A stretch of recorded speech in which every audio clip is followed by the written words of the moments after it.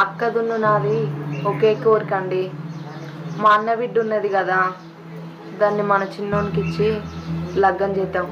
ఆ ముచ్చట మనం మన ఇంట్లో మనం ఉంటే ఎట్లా చెప్పు? అడిగి పోయి ఒకసారి అడిగొద్దాం. అవునే, ఆ సంగతే మర్చిపోయినా. మరి మనం పోయి మీ అన్నని అడిగితే ఇస్తాడంట. మా అన్నకు ఎప్పటి నుంచో మన కొడుకు పిల్లనియాలని ఉన్నది. ఇగొక్క మా వదినేనా, ఆయనతో మనం పోయి అడిగితే ఆమె కూడా ఒప్పుకుంటుంది. అయినా మనం ఎంత సాయం చేయలేదే. కోసి పిసదేనా సాయం చేసిన మరి మనం పిల్లని అడుగుతా. నిజమే అయ్యా, కానీ అది నా మేనగోడలు కదా, నా ఇంట్లోనే పడాలి.